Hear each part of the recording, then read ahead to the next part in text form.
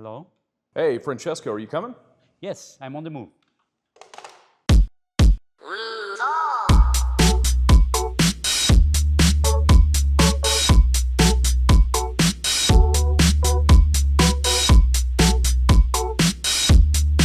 are you? Great to see you. You've been waiting for me, but actually, I've been waiting for you to come to the On the Move podcast, and I'm so excited. Finally we made it happen. Glad to be here. How are you today? I'm doing very well. Doing very well. Glad to be here. I'm glad to be able to speak about B2B loyalty and everything that I work on every day. Awesome, wonderful, wonderful. It's really feels like it's the topic of the moment, right? Because as marketers, we live and breathe B2B every day, as you said. We are a business. We speak with businesses every day, and also, at Brandmovers, we touch on so many aspects within the greater marketing world, and specifically into loyalty and promotions, that we're so entrenched in the trenches of it that we forget to step back for a second and think, let's dissect it, let's assess it. What is, if you were to describe it in your view, from your day-to-day work, what is B2B marketing, and within it, what is B2B loyalty? B2B loyalty is not dissimilar to B2C loyalty, but it's much more nuanced. In what sense? The relationship with the consumer or your customer is very different, longer term, more buy-in. There's more internal stakeholder. So which internal stakeholders? What roles? As we know, loyalty is a business model, right? So you had to have the CMO as aligned as the CFO, and in some companies even the head of loyalty or CRM. How does that apply to B2B? Yeah, that's a great question because there are so many internal stakeholder perspectives. The marketing team is going to have one perspective. The head of sales is going to have another perspective. The C-suite is going to have another perspective. And not only based off of how a successful operating loyalty program works in B2B, but also what that ROI is. How are you defining ROI? It's very different from the marketer than it is for the sales to the accounting department. How do you bring them together? Is there a cohesive ROI narrative in B2B loyalty? The simple term is yes. It is all about dollars and cents. If you are causing or creating incremental lift with the program, everybody is happy. Now, with programs, of course, you are gaining more data so that the marketing team is happy. So as the program matures and as it evolves, when you have the incremental lift, which makes the C-suite happy, it makes the head of sales happy, the marketer is getting more data than they would have otherwise. And procurement teams, for example, they can see what are the trends, they can get in front of trends, what categories or even top purchasers, are they changing their purchasing habit? And if they are, why and how do you get in front of that? Absolutely. So give me an example of a real life case scenario of a B2B brand, a manufacturer, a supplier. Why would they need us? Yeah, that's a great question, and as I mentioned, it's very nuanced because with a very successful program, there are a lot of things that go into that. First and foremost, it is creating a longer-term value with your customers. You're creating a longer relationship with them, and it gives you the opportunity to expand what they're buying from you, so that they can come to a single source as opposed to any potential competitors. And so that's one perspective. The other perspective is that you are growing the necessary business that you want to drive. There are certain behaviors, whether you're in as a distributor that you are selling a multitude of manufacturers or brands, some might have more margin associated with them. For example, a private label. Distributors might have a private label for chemicals, for example. They might have a 40 to 50% margin on that, whereas some of the other brands that they're selling only have 25 to 30. If you are able to sell more of that, it means more to the bottom line or the balance sheet at the end of the year. So while you're creating incremental growth, which is always good, you're creating more incremental growth that has more ROI associated with it. Absolutely. And as you know, growth is one of my favorite topics. So speaking of growth, how does a potential client of Brandmovers, someone seeking to build, establish, or grow their B2B loyalty, their incentives channel? How do they measure that ROI? How do they quantify growth? That's a great question, and I can put it the way that our clients always come to us. How do we know that we're not rewarding for transactions or behaviors that we wouldn't already have without a program? I love that question because our platform allows us to answer those very specifically and prescriptively. As the commonality between B2B and B2C is that they are data programs. Right. And within data programs, it's how you utilize that data. And it sounds like we're dancing around the topic of discounts, right? How do you instill a narrative as a solution provider that tells your clients, we're not just discounting your product, and how can you tweak the narrative of a brand that says, let's just give our clients discounts and they will be happy? Because you don't want to train that behavior either. No, right? You sure don't. And I will say, though, that because the relationships within the B2B industry, whether that's through distributors to the end user or a manufacturer to the distributors, there's a lot that goes into the relationships and those dynamics. And a lot of our clients have very large accounts that they do work with on a day-to-day basis, and they're very high volume. You can leave them out of the platform because they have contract pricing, things of that nature. Whereas the middle segment, where a big thing that we like to talk about, especially as it relates to ROI, is being able to provide growth bonuses. If you were to ask the middle segment of your business to grow 10%, what does that mean to the bottom line at the end of the year?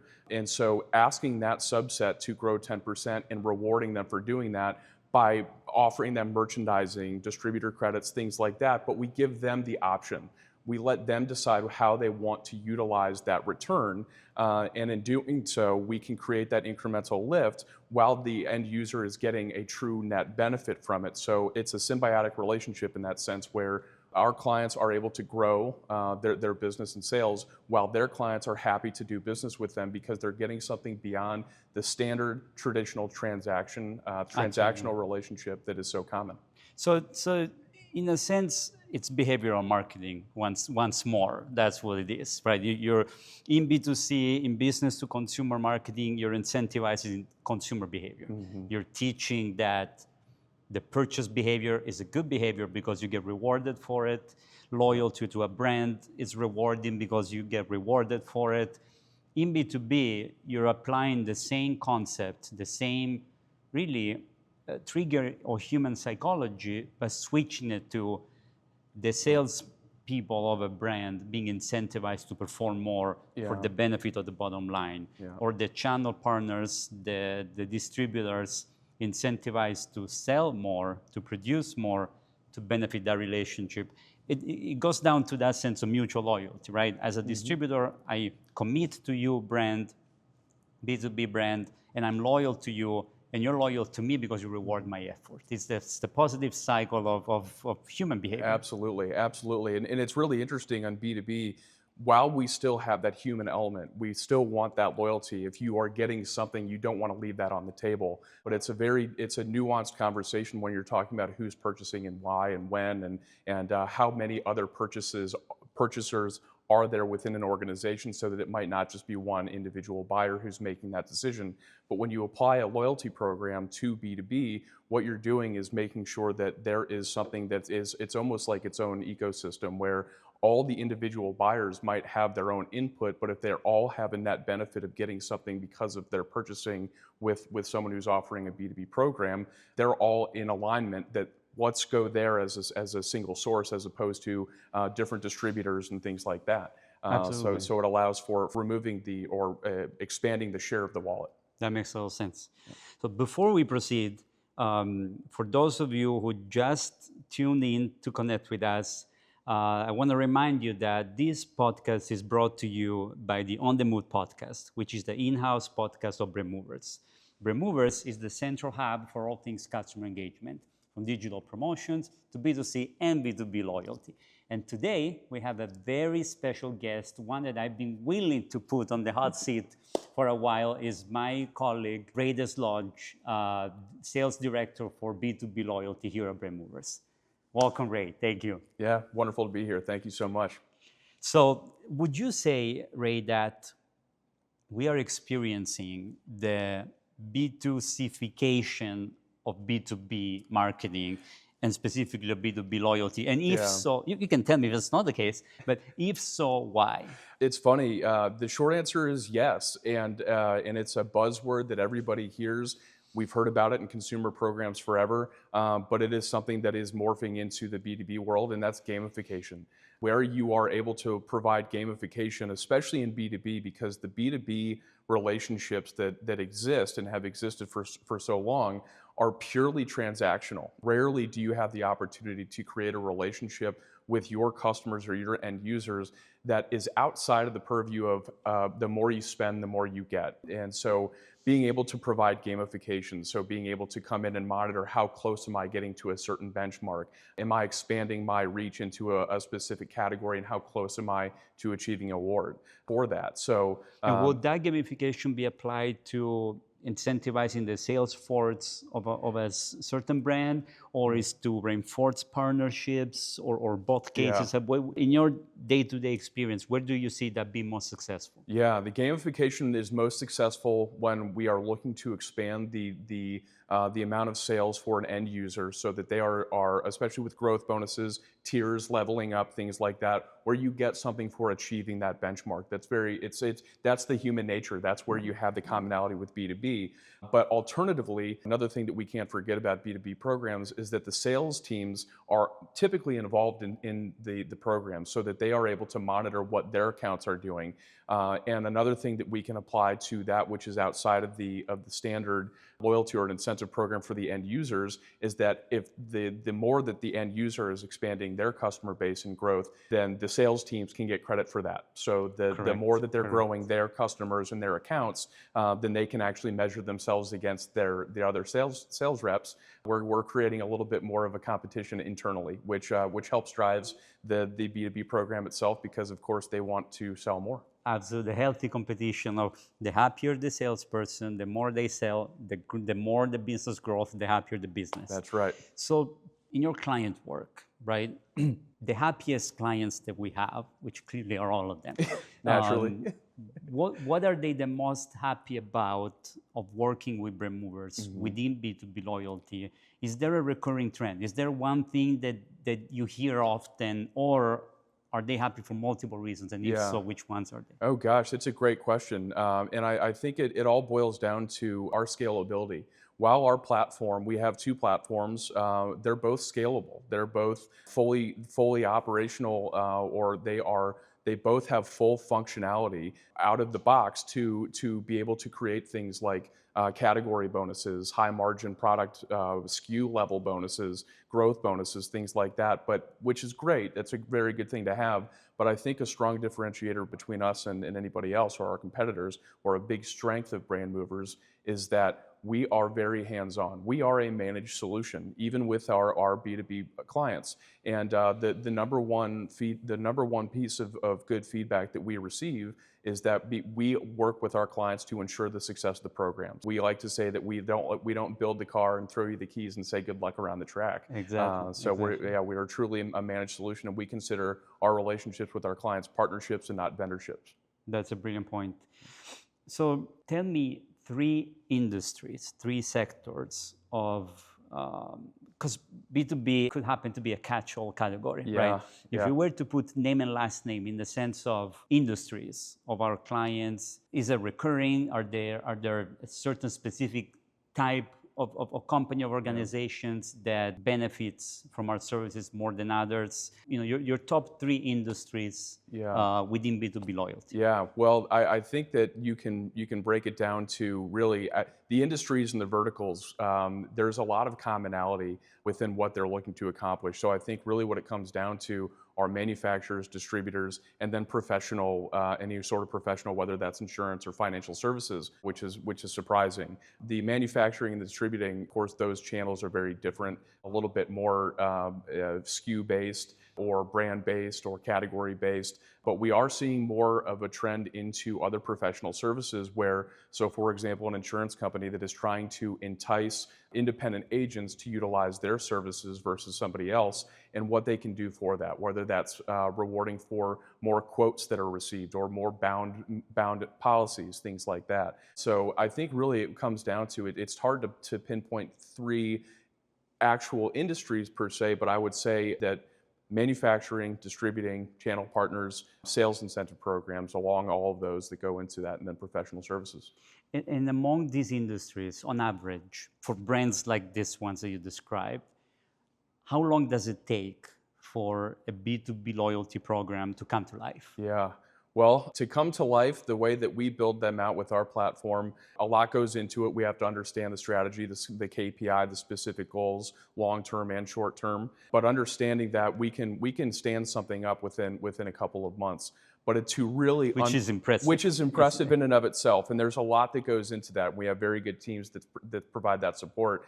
But to really see how successful a program is, you really need to give it a year. You need to give it a year because... You mean to track ROI? Exactly. For tracking ROI, which is the number one goal, to track Exactly. ROI, you need to give it a year because there's a lot of insights that you end up with programs, especially even with legacy programs, but especially when you're coming from nothing, where you don't have a program, you're starting from scratch.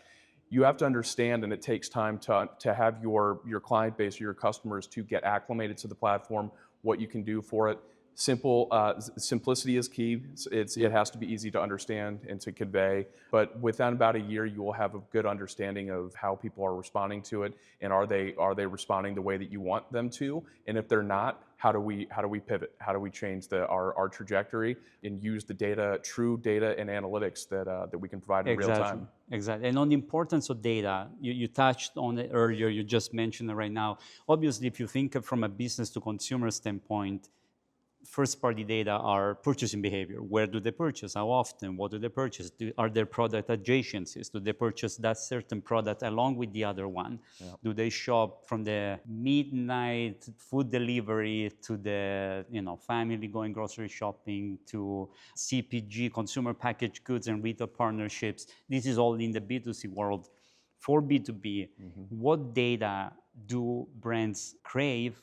What data do they need, but they don't know that they do? And eventually, what data do we need as solution providers in order to create a successful program? Really, it's a nuanced answer because everybody's different. But the data that we can provide, our clients have different levels of sophistication of the platforms that they currently use, whether it's an ERP or a CRM. And everybody wants to monitor trends and things of that nature.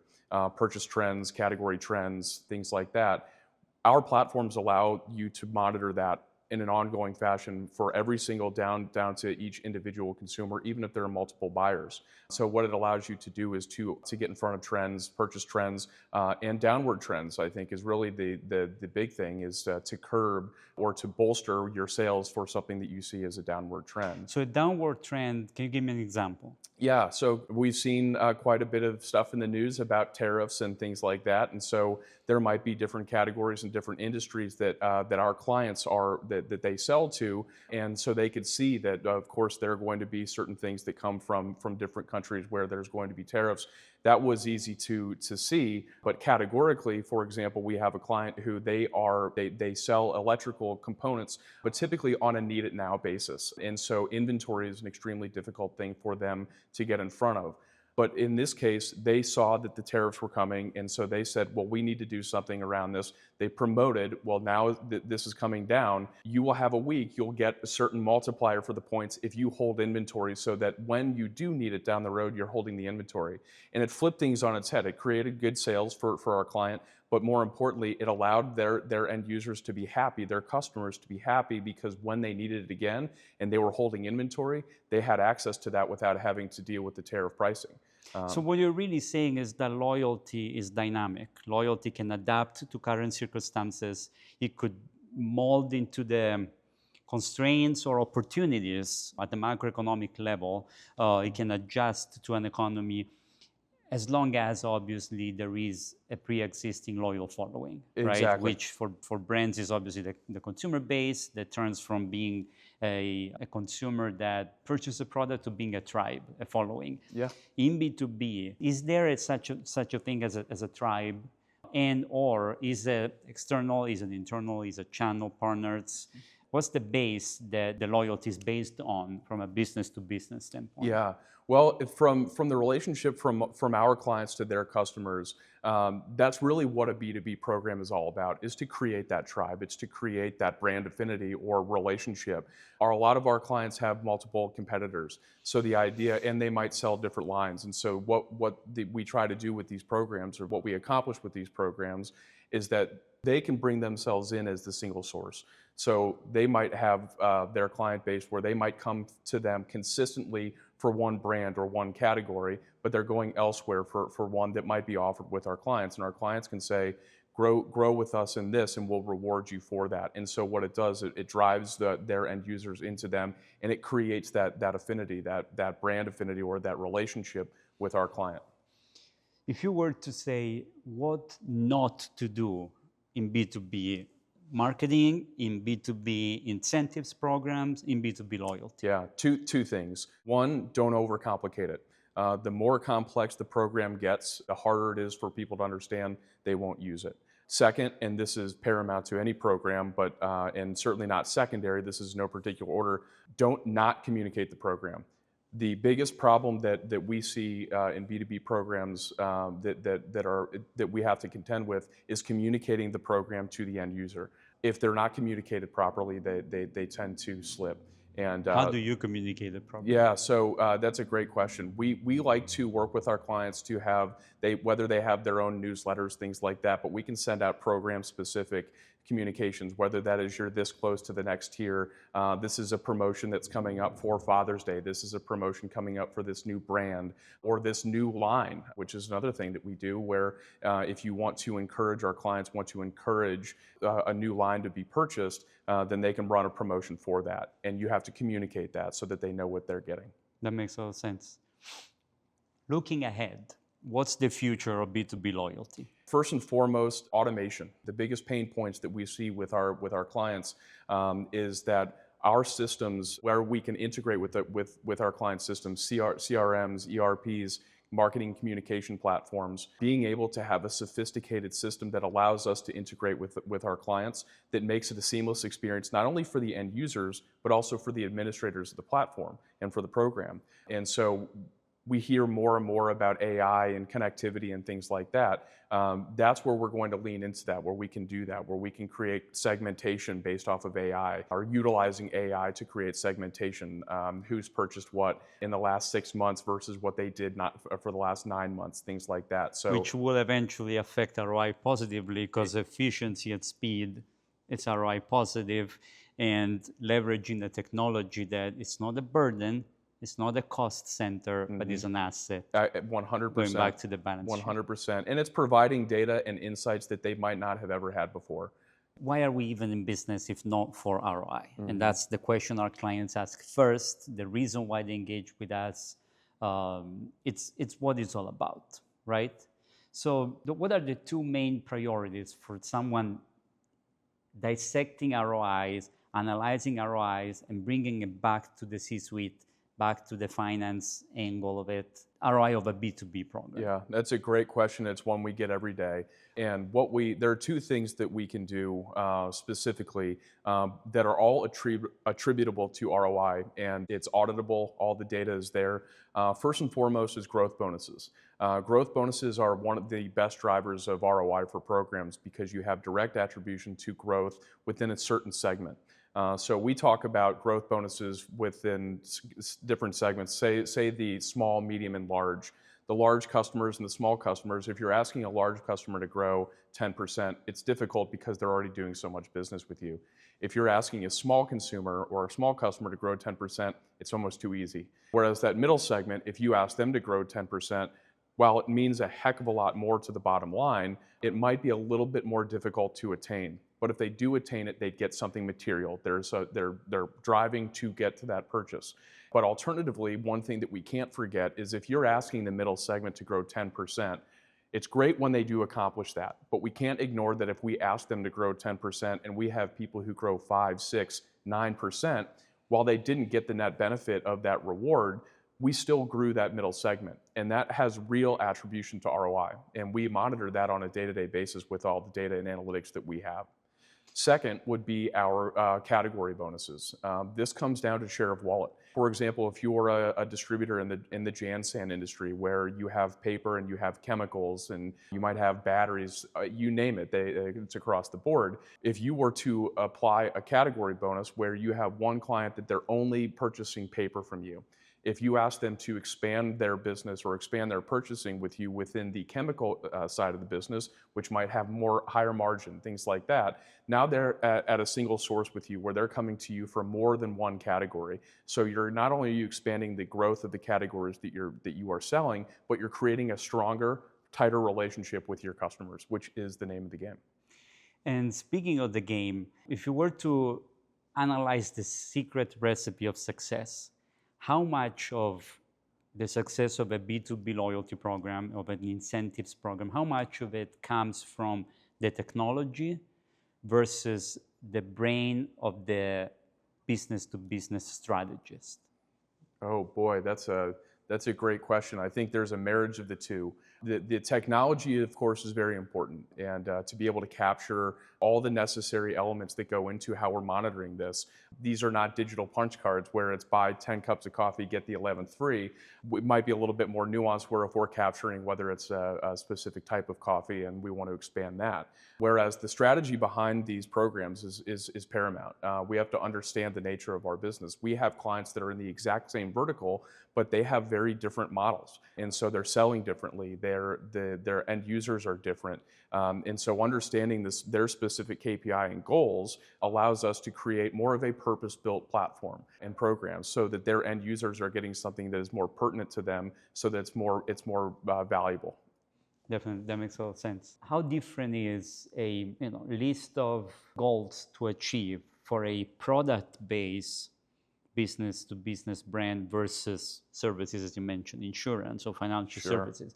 Are they coming to us with the same must-have KPIs and deliverables that they want to see, come to life? Or are there nuances there? Yeah, there are certainly nuances, but there are more commonalities than there are nuances. What it comes down to is that the relationship between our clients, whether it's professional services versus tangible items, is that they need to have attributable growth, and they don't have mechanisms to do that internally, and they come to us and we help them drive that. And we can do that down to whether that is a quote for an insurance company or whether that is bound business or a bound policy. Of course, there are different dynamics to what that means for them for the balance sheet, but these are the data and the analytics that goes behind it that we provide, especially as it relates to ROI, where we're monitoring what the trends are down to the individual. These are insights that our clients have never had before. While they might have the data, there was no way to compile it to make it make sense. That makes a lot of sense. What is the one thing you're most proud of that you've done in the B2B loyalty space since you started at Brandmovers? I would say that the number one most thing that I am proud of with what we've done with Brandmovers and our B2B programs is how much we've grown and become scalable so that we can apply all of our learnings, all of our strategy to everybody, that we can go to one vertical or another and we are scalable, and it allows us to have a far wider net than pigeonholing ourselves and having just a small subset of people who might enjoy our services. So it's flexible adaptability, it's the ability to be scalable and repeatable. Mm-hmm. It's really not a set toolbox of services, but it's a dynamic approach to help our clients reach their goals and to tell their success story. Yeah, exactly. While we do have a SaaS platform, we still like to say because we're scalable and it's modular, what we like to say is that we mold our platform around our clients' needs, not shoehorning their needs into our platform. It allows us to be pretty fleet-footed with how we approach the different relationships, the dynamics that our clients have with their end users and customers. Which is a crucial point, because if you come to a solution provider, guess what? It's for the solution. Right. So if the solution provider is able to morph and adapt and being flexible on the approach, but strict on the vision and on the execution of it, then you reach success. Yeah, exactly right. One thing that you will change in what you do, and it can be none. One thing that I would change that we are actually working towards is creating a level of sophistication with our clients so that we are meeting them in the middle, providing them with a good solution where we're giving them something that they didn't have access to before, but they're rising to the challenge and they are now providing us things. And I think that has been a journey to do that. And only as we expand and we scale more, are we understanding even more, and we can apply that and attribute that to new programs with new clients and even existing. Wonderful, wonderful. It's mutual growth and scalability. Yeah. Ladies and gentlemen, Ray Desloge, B2B Sales Director at Brandmovers. We welcome questions, and most of all, if you have an idea, come tell your story at the On The Move podcast. We're welcoming new guests. If you're curious, visit brandmovers.com to learn more about B2C, B2B loyalty, promotions, channel incentives programs, and beyond. And if you're curious, visit the On The Move podcast, and see you next time.